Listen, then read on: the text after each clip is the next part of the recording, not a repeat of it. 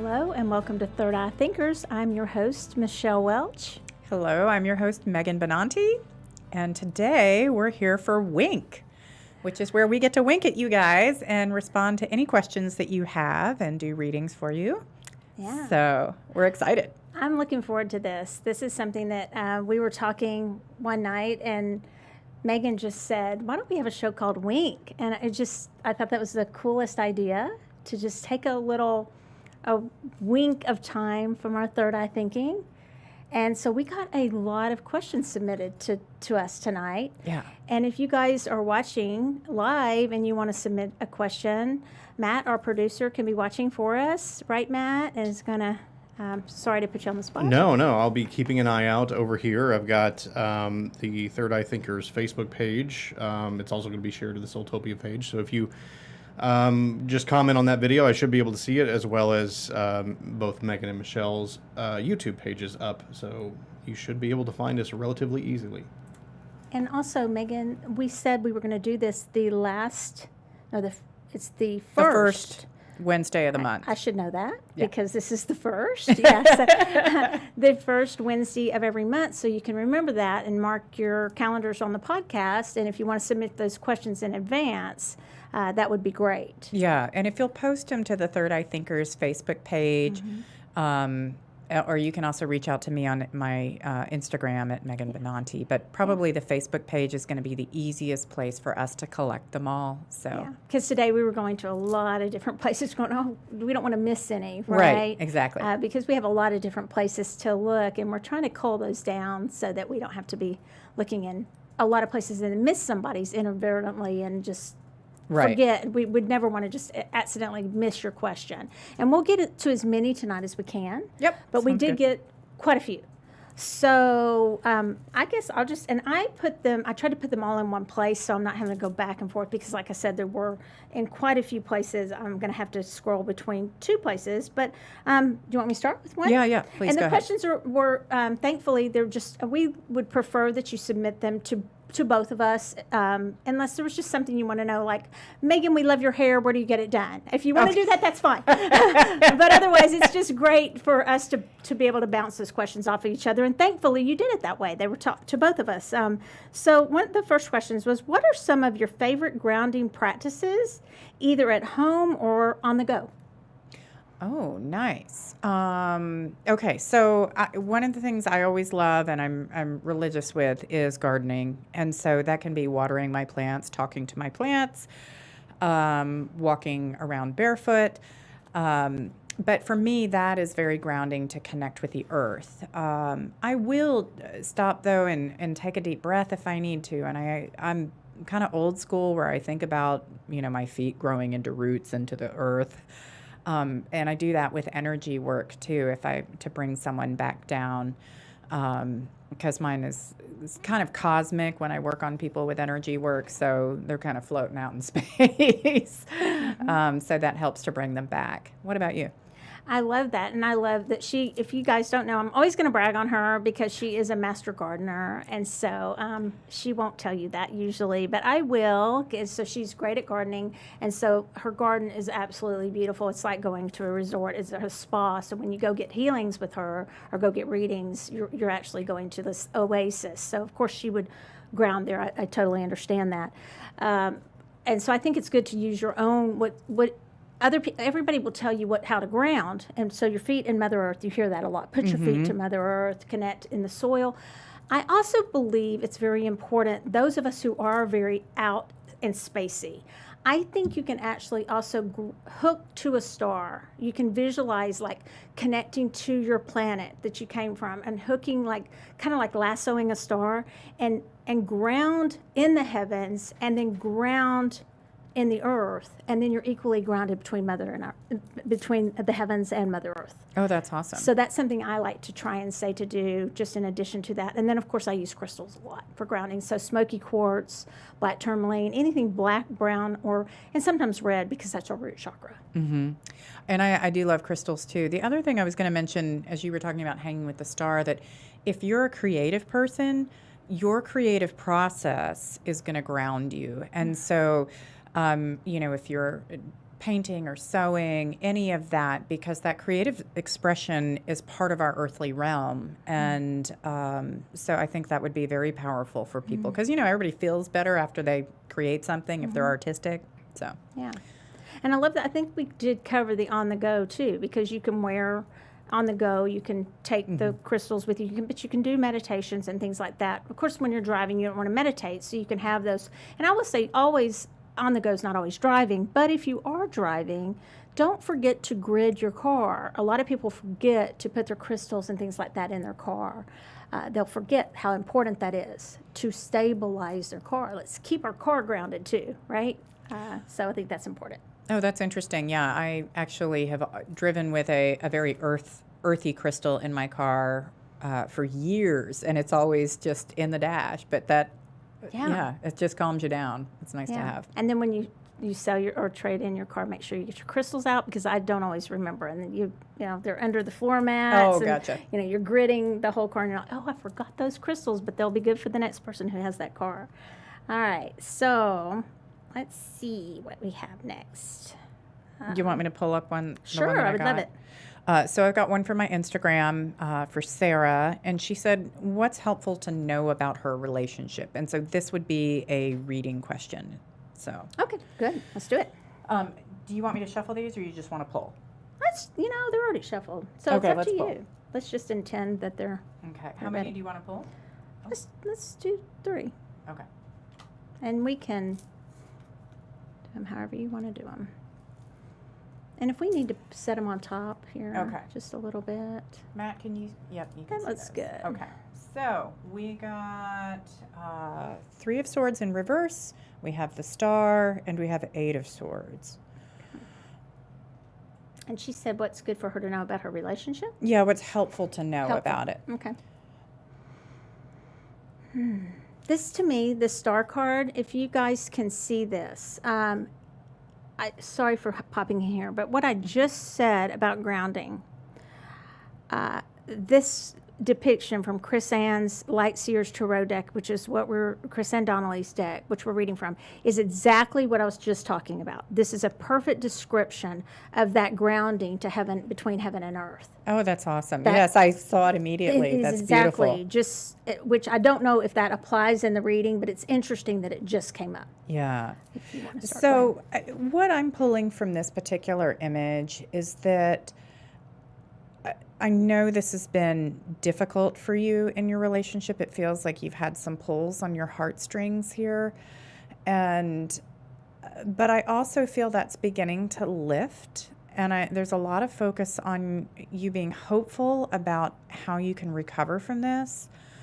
And I don't know that that the difficulty is necessarily going away, but I feel like it's subsiding for now, the pressure of it. And then moving forward, there is a sense of needing to be patient, and also really working on yourself. Because I think, sometimes it's like you're feeling like you're under attack. And I think sometimes that's how we interpret other people's energy, whether or not they're saying anything. And so it's not necessarily a bad thing. It feels like you need to separate yourself from that a little bit. What did you get? Is it Sarah? Mm-hmm. Sarah. Sarah, I see 2 cards in particular that jump out to me that say to me that there's something that you are almost screaming, wanting to scream to be heard. And in the first card, it's like I'm screaming it out, and maybe you have, and something that I hate to say it, but that maybe you were hurt in the relationship, or you have been in the past. And then when you go to this 3rd card, I see where you feel like either you're afraid that that's going to happen again, and I don't know that I'm predicting that it's going to happen again. This looks more like a card of where you're concerned that it's going to happen again. It feels like in the middle, it does go to that grounding, that you're going to have to kind of ground yourself and get a hold of, are you saying what you feel? and really looking at the truth of the situation, because I feel like you know the truth of the relationship, and you're going to have to look at, are you being heard? Wow. Yeah, no, that was great. I have to agree with Michelle on all that. So. And I agree with what you said too. Yeah. So I think it's a deep question for you, but I do think you have to look at, are you really saying what you need to say, and when you do, are you being heard? And then if you are these just your fears? Right.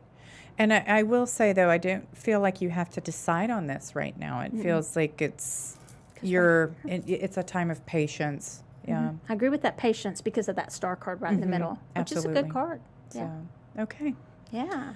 All right. Next question. And so this is from Greg, and it says, I love doing my morning mantras. Got to get some Ganesha in at least once a day. Some people really enjoy singing hymns from a church, reciting pagan chants, burning incense, dancing every morning, etc. Actually, I'm sorry, the way I cut and pasted that was from Greg asked that last question, okay, on the grounding. Okay, so our next question is, and I don't have a name for this one because I didn't write all the names down, but that last question was from Greg, the grounding. Do you find any historically traditional or even your own rituals that resonate with either one of you that you do to start your day and or end it? Coffee. Definitely coffee. Mine's chai tea latte, hot with an extra pump of vanilla. Nice. But not anymore because I can't get into Starbucks and the lines into the street and causing wrecks. That sounds painful. No, but let's see. Do I? Gratitude first thing in the morning. I have a thing where I say on our meditations that we do at night that we're starting back again. I say hands to heart center. Think of one thing you're grateful for. Say that before you go to bed, and then say that first thing. So say that right before you go to bed. That one thing. Be specific, and say that one thing first thing before your feet hit the ground in the morning. Say it before your feet hit the ground. Like one thing. I'm grateful for my cat. Whatever it is. I'm grateful for the coffee. Right? And so that is one thing simple that I can make myself do. Oh, that's awesome. I had traditionally been really good with meditation. I will say I kind of fell off the bandwagon during COVID. Mm-hmm. And I think because it was the first time I had other time to relax. Yeah. But generally that was something I rolled out of bed, and I did that before coffee, dogs, anything else. Right now, I will say the first thing I do is acknowledge my dog, because my husband's up making coffee already. And that is a quiet, kind of reserved time. And I really just kind of sit and enjoy that. And I know it's kind of old school, but, you think about it too. Tea drinking is a form of meditation and service. So that's part of it for me. I agree with that because I like that the question said what resonates with you. And I think that we don't have to over spiritualize things. I don't think that everything has to be that you have to sit in a certain position and do it a certain way. I think that sometimes it is your own way of having quiet time, whatever that is, your own ritual. And I like the way the question's phrased because otherwise it becomes somebody else's way. Right. And that is actually something that's important for you to be able to find what connects for you personally. And I have tried other people's prayers and things, and that usually never works for me. Mm-hmm. I am pretty good at my gratitude at night, though. That is something I'm pretty religious with. Mm-hmm. And I have found that, there's a lot of things I do ritually that I never associated as being ritualistic, but I was like, well, I guess I was looking up different types of witches this week, and I was like, oh, I connect with that and that and that and that. Mm-hmm. But I've never called myself a witch before. Mm-hmm. But it was just funny. It was just like, well, I guess I do all these things. So somebody posted on our Instagram on Soultopia. Was it you, Roger? Roger's in the house here. And it was are you a hectic witch? And I thought, oh yeah, that's me. I'm the hectic one. Let's throw some of this in and let's see, do I have some crystals in my pocket? And yeah, I'm the hectic one for sure. That would be me. That not the way everybody tells me to do it. I guess I'm the rebel witch. All right. Let's see. What you got? Let's go to somewhere I know, and I will say maybe some. Michelle's our technology person here. Not really. I just had Well, to put them compared to all in me. one place because they were all over all of our sites. Like I said before, that's why we were going to cull it down into one of. So this is from Lexi. Okay. I'm going to read what she wrote just because I haven't read all these before, and neither has Megan, so we're hearing these for the first time. From my experience, I remember we asked about chakras at some point. It affects the human body so much. I'd love to learn more about meditation. Of course, I'm interested on the effects on the brain, the stress differences in my body from start compared to the end. Let's see if I want to read on. I guess anyways, first approach it from an angle of we have to agree that everything is made of energy, everything. Then from there, how do each of us individually connect or feel with that energy so we can expand on each of our gifts? Where do you turn and who do you turn to for help? How do you pick your teacher? And she said, I hope that makes sense. We just magically happen to find you in your store, or should I say guided? So I think we could call that down to, what do you think of that?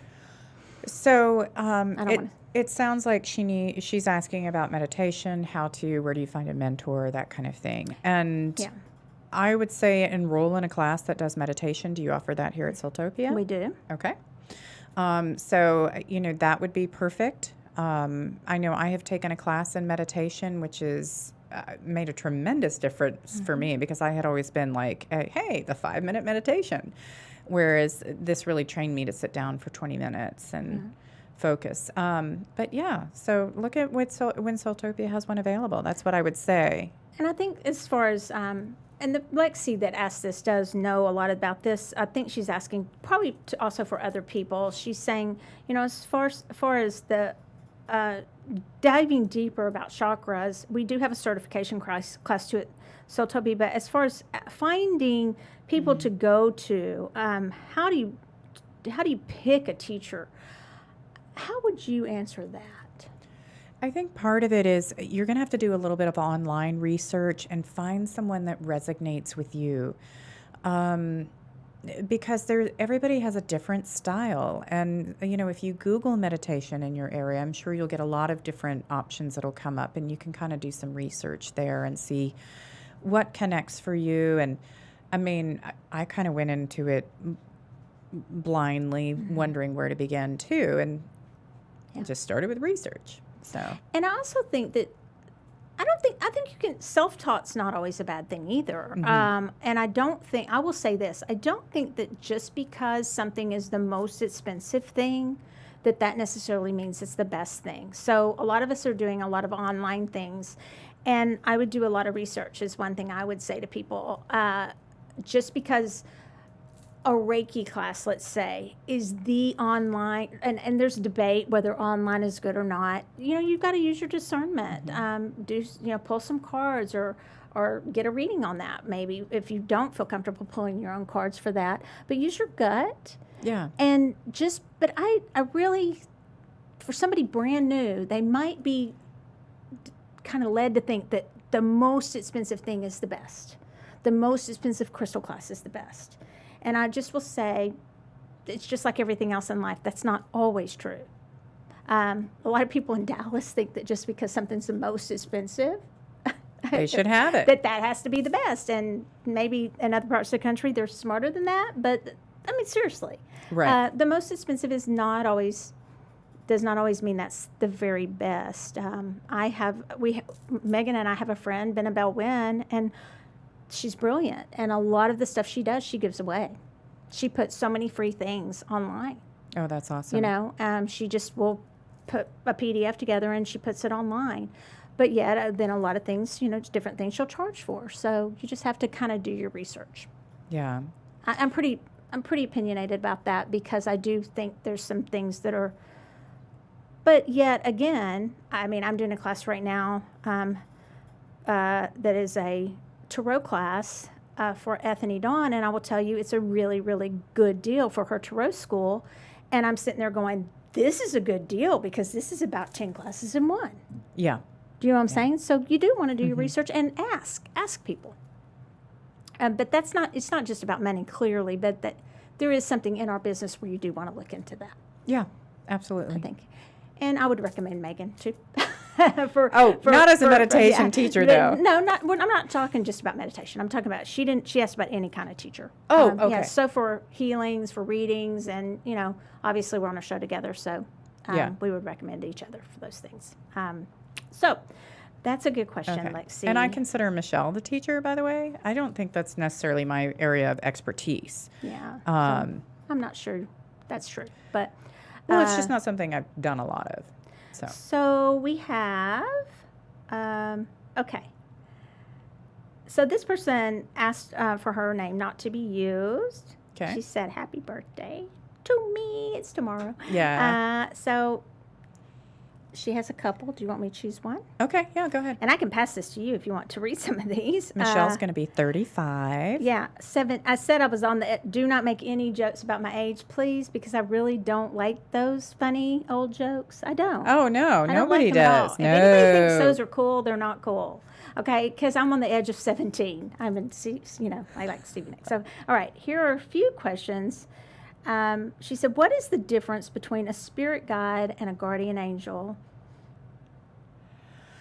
Okay. Well, that's an interesting one. And one of the things that I had studied in the past said that spirit guides were beings that had lived a human life, and angels have never lived a human life and are not human in any way, shape, or form. That was kind of my understanding. I also feel, though, that guides can be beings that are not angels. And I feel like I have different guides. I have one primary guide, but I don't ever had the sense that he had a human life. And so, but I do accept, and I mean, he's my main guide. Like, I just know. What is your thought on that? So this is a class that I teach, and so and it has evolved, to be honest with you. See, I told you, she's a teacher. So it has evolved, though, my opinion, because it started off that I had this book knowledge of it. I thought, well, this is what they say. They say it has to be this, and it has to be this, and, oh, you can't ever have a guide that is this. And it changed, So I agree with you. I think, honestly, a guide to me, and she said, what is the difference between a spirit guide and a guide? I think a guardian angel, that is one of the things that they said. A guardian angel is not a guide. Everybody has a guardian angel. A guardian angel is sent to protect you, and a guide is sent to guide you, is what they say. Could a guardian angel guide you? Sure. To me, what is a guide? A guide is, I say it like this, like when you need bumper pads when you bowl. It's like, okay, flip those bumper pads up because I need some guidance to get to the pins, right? That's what a guide is. I mean, a guide guides you to your higher self and to source and to what your purpose is. That's what a guide is. Yeah. It's just that simple. So could it come in a form of an animal spirit guide? Could it come in a form of a multi-dimensional guide? Could it come in the form of an ancestor? Could it come in the form of a wise tree? Could it come in the form of a plant? Why not? Yeah, absolutely. And so don't feel like you have to be tied to what someone else says on that. And I think I can speak for both Michelle and I, is that that's a continually evolving process and understanding for us as well. And this is a good question, because a lot of people have this part of the question. Mm-hmm. I have yet to hear my spirit guide speak to me. What am I doing wrong? Well, you're criticizing yourself. And you're not doing anything wrong. To me, there is a point at which we have to kind of shut down our egos and the self that we identify as, I am Megan Benanti, and I am a mom and a wife and a psychic. And it's like, okay, put all that aside. If I'm just in this moment and present in the now, what comes through? What is the essence of me? And I feel like that is when my guide is connecting with me the most.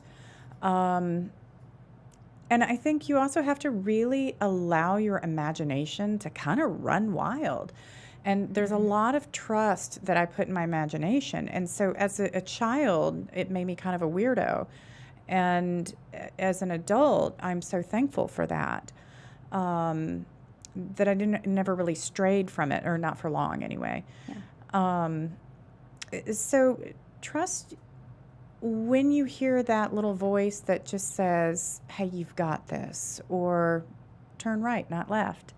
And it might not even be that you hear it, you just do Exactly. it. That's when it's happening. What are your thoughts on that? I agree with that. I agree, especially with the part, well, all of it, but where you said it may not even be that you hear it. So that goes into all your clairs. You may not hear it. And this particular person, I love what you said.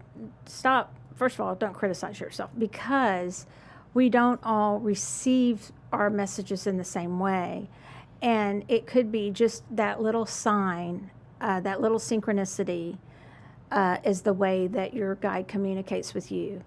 And if you still don't feel like a guide's communicating with you, then I would just say, okay, make it more clear, please. And I had to do that recently. I was like, okay, I don't really feel like I'm connected that much with my guides. I feel like I'm getting messages, I can do readings, these things come through, but where are you? And sometimes I would say, I don't think this is what's going on with you, but I would say that sometimes they will pull back because they want you to connect directly to your higher self, and they don't always want you to be so reliant on their guidance. They know that you have a direct connection to source, and you do.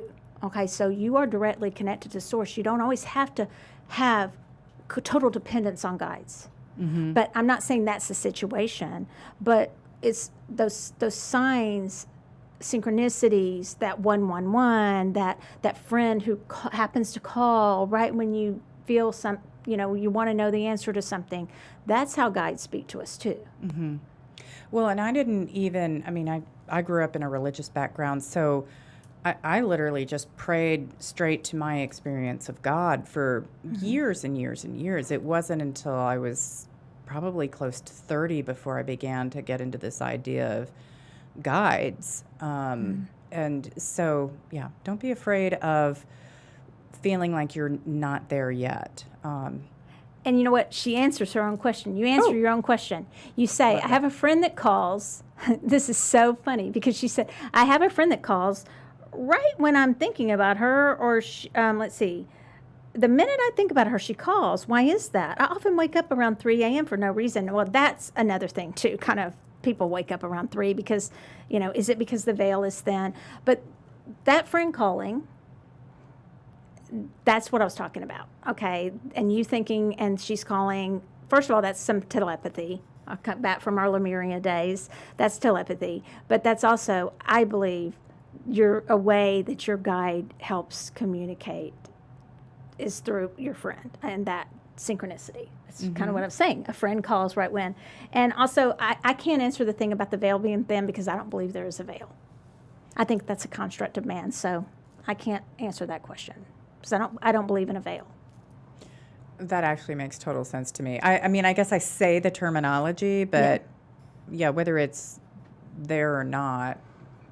Is it easier to connect at dawn and dusk? Do they say that? And at 3 a.m. in the morning? Because I think because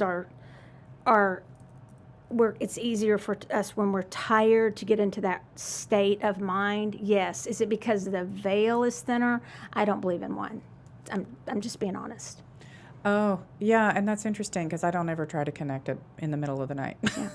But there it just is creates anxiety for me at night if I'm awake. Yeah, but like Matt, you've heard of the 3 a.m. thing, right? Yeah? Oh, yeah. Yeah. Yeah, So- that's a big. Well, a lot of people who are into the paranormal or stuff like that, or even alien abduction stories. That is a big. 3 a.m. is always something when the whatever shadow people come to visit you or whatever. You wake up and that's when you see things. So yeah, that's very, very prominent. Yeah. That area. That whole mine growing up was always 3:15. So I was a little bit off, but I've always been a little bit off. Yeah. You know, so A little bit late to everything. Huh? I was a little bit late to the party all the time, right? I mean, and I'm always a little bit late to the show. So there you have it. Yeah. There you have it. I'm I'm on up Michelle at time. 3 often, but it's just to visit the porcelain, you know. It's more than that, girl. It's more than that. Matt They're just told knocking you on my it's a door. paranormal thing. I think for a lot of people, it just tends to manifest as like the same time every night. It's not always 3. Sometimes it's Right. 2:30. Sometimes it's whatever. But it's when you feel those things, it tends to be at the same time every night, or you notice it at the same time every night. Yeah. Yeah. Let's see. All right, what we got next? Let's see. This is a good one. Ooh, bring it on. This one's yours. How do you determine the difference between intuition and just making it up in your head? Oh, well, I don't. yeah, okay, I was going to say there's a very fine line there.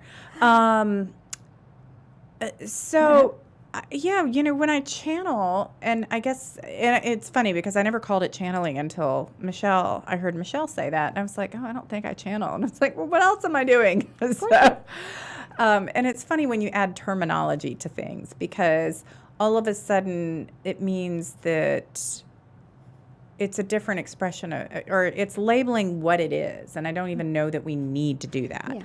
Yeah. So whether it's your imagination and you're making it up or you're actually channeling something, I think there's a part of you where you kind of know. But I also find like if I'm reading for someone, I'll ask because I'm like, and it's usually when it's really getting far-fetched and detailed, I'm thinking, oh God, I got to be making this up. And that's usually when it's most freakishly accurate. And so, yes. yeah, totally. Totally right. So that's, when you feel like you're making it up, you're probably really on it.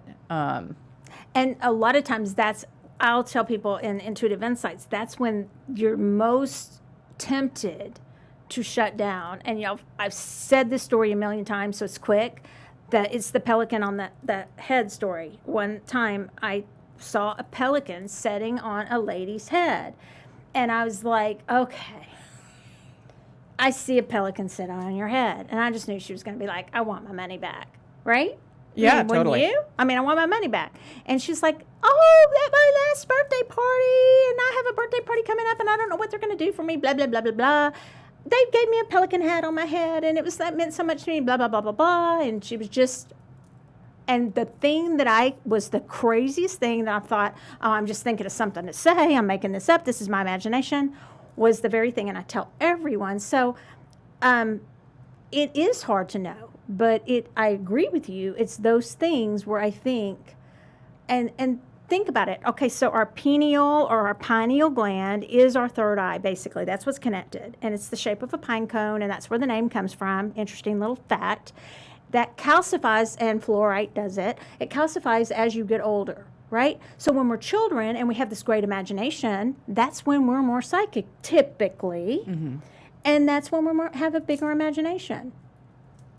So who's to say?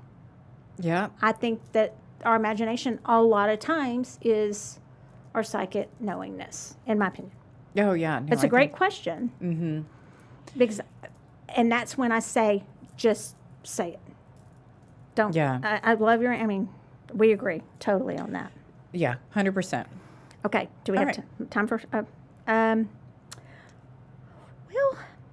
that one's kind of broad. I would say to Deanna, good question. Some exercises to strengthen intuitive abilities.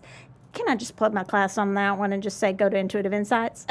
Yes, Okay. yes, please. Okay. And I would just say we do that, a lot of them. And we will answer if we have time next time on that one.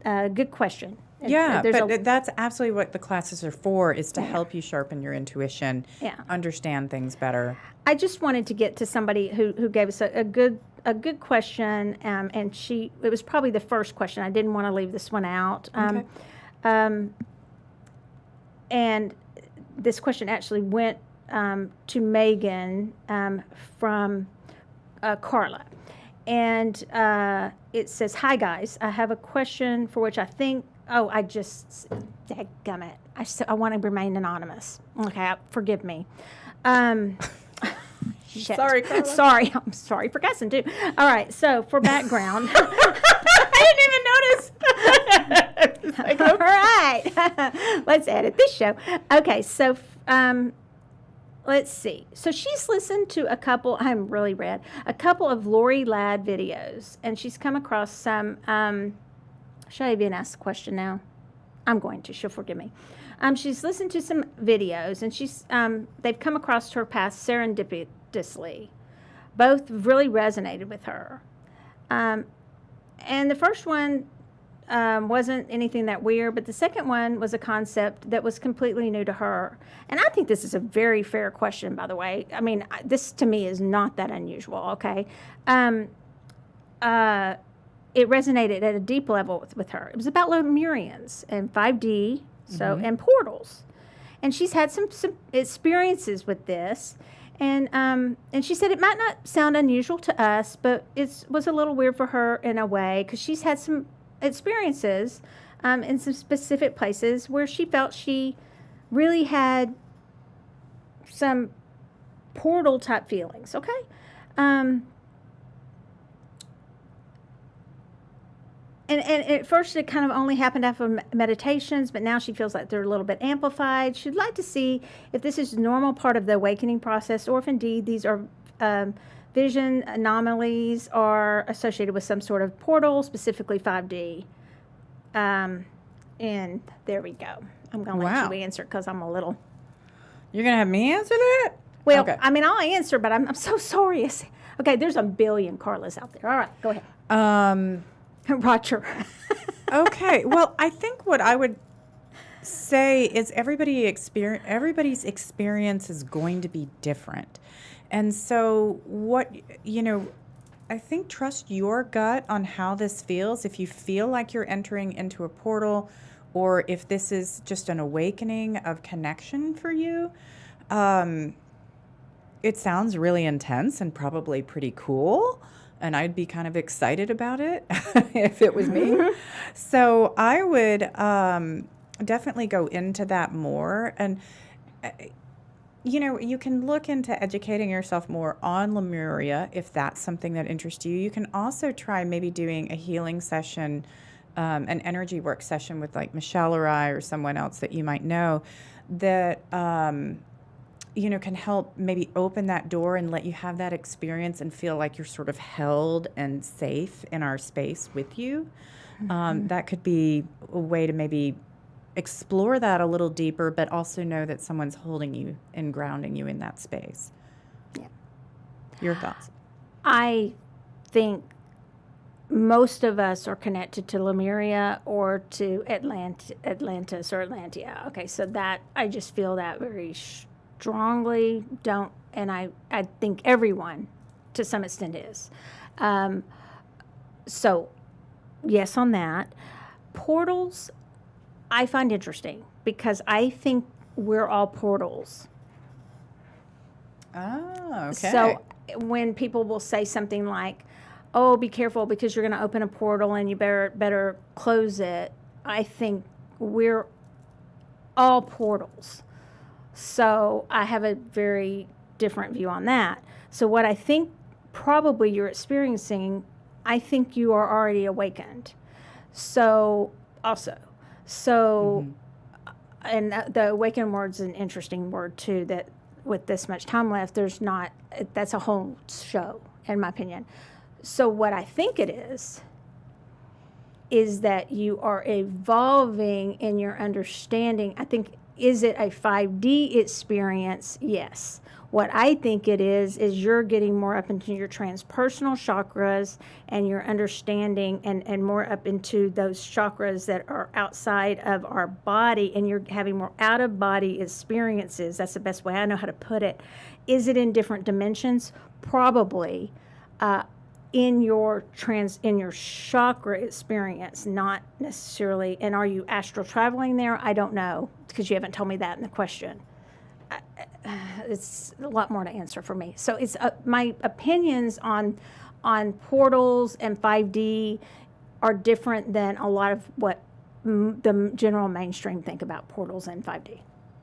So what I think is that what you're experiencing is really cool, and it's because you have probably been experiencing some miraculous changes, and you have seen some miraculous things that you have manifested in your life come true lately, and so you are operating on a higher plane, if you want to call that 5D, you can. And so yes, I believe that those experiences are very, very real.